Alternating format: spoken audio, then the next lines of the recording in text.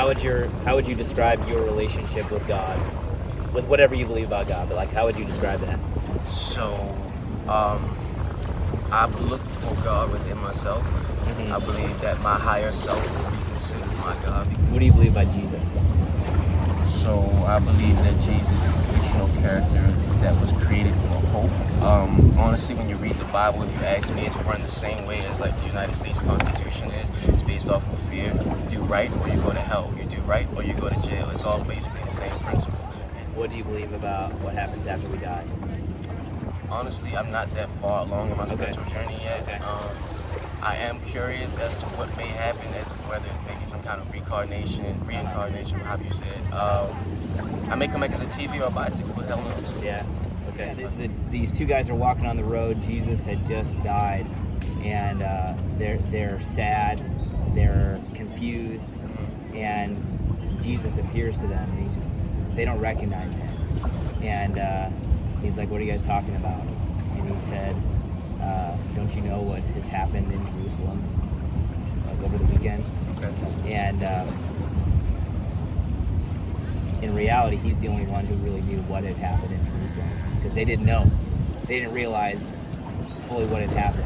So they're walking along the road, and he's explaining to them from the Old Testament all the things about himself, all the things about what God had promised about a Savior, a Messiah. I remember the foreshadowing with the sheep, like to put the blood on every door. And like That's right. Yeah. That's right. So he gave them a long Bible lesson. So then they're in the house, and when they broke the bread, it says when the bread was broken, their eyes were open and they realized who it was, who was talking to them the whole time, and then he was gone. So like, we don't live by our emotions. We don't, and as Christians, everybody wants to feel good, but you can be led astray by chasing a feeling, right? Someone could be a flattering person and make you feel good, and then like lead you down the wrong path. I'm not looking for confirmation about what I believe by the feeling I have inside. Right. I'm looking at what does the evidence say, what impact did it have on people, why were these first Christians willing to go all over the known world, and again, even be willing to die for a message that they knew was a lie? Do you believe it's possible that Jesus rose from the dead, that what is recorded in the New Testament is a true reflection of reality? It's definitely possible. You know what I mean? I'm not going to trash your religion. I appreciate that, and in a way, that's what I want from any person who believes differently than me, to acknowledge that it's at least what is presented there is true, so that you have an open mind. And I didn't say it was true. I say it was possible. yeah. Like, you have an open mind that it's at least worth considering. That even though you were raised in church and went for a while, even when your family stopped, that perhaps where God placed you was like where He wanted you to be, or to give you that background so that you would know about the Bible and then to look at it again. I appreciate the message that you were giving to me. But like I said, it's possible. Yeah. Because the guy that Jesus was talking to, Nicodemus, this is John chapter 3, he was a very religious guy.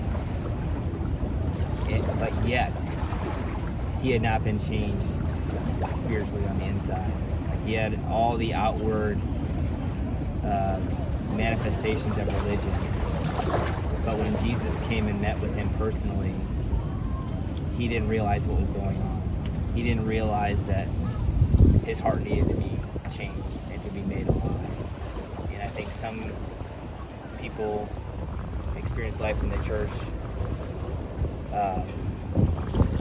but they've never come to a knowledge of their sin beyond like an intellectual understanding, but a heart understanding and saying, I've sinned against the holy God who made me and loves me, and if that God gives me justice it would not be heaven, it would be hell. And Jesus came. So, Yeah. I'm sorry to cut you off. That's good. Would you like to continue? Yeah, thank you. Just acknowledging those things from your heart comes from being born again spiritually. And maybe, I don't know what different experience you had. I'm not here to judge your soul, but maybe